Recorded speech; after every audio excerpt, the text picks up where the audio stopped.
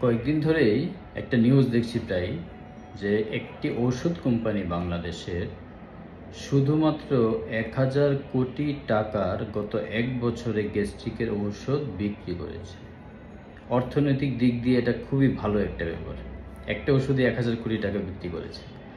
But যদি ব্যাপারটাকে আমাদের দেশের প্রেক্ষাপটে আমরা চিন্তা করি, আমাদের দেশে গ্যাস্ট্রিকের ওষুধ খান না এমন কেউ নেই। প্রায়ই প্রেসক্রিপশন হাতে আমার রুগীরা আমার কাছে আসে, স্যার আপনি তো গ্যাস্ট্রিকের ওষুধ লেখেন নাই, ফার্মেসি থেকে পাঠাইয়েছেন।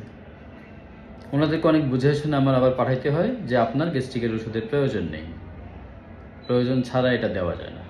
অনেকেরই ধারণা গ্যাস্ট্রিকের ওষুধের কোনো সাইড ইফেক্ট নেই, এটা এমনি খাওয়া যায়। পেটে একটু গ্যাস হলে উপরে পেটে ব্যথা, নিচের পেটে ব্যথা, ডানে ব্যথা, বামে ব্যথা, একটু পেট ফুলে ফুলে লাগতেছে, গ্যাস্ট্রিকের ওষুধ খাবো।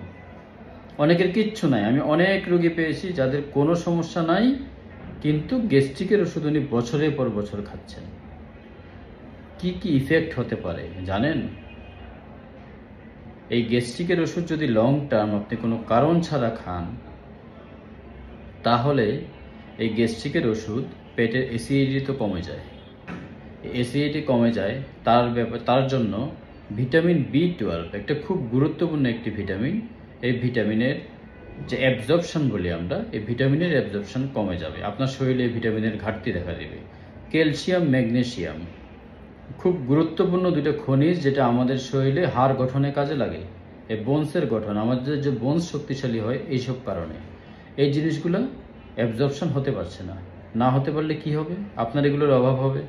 ভিটামিন B12 ডেফিসিয়েন্সিতে নার্ভের অনেক সমস্যা হয়, স্মৃতিশক্তি নষ্ট হয়ে যায়।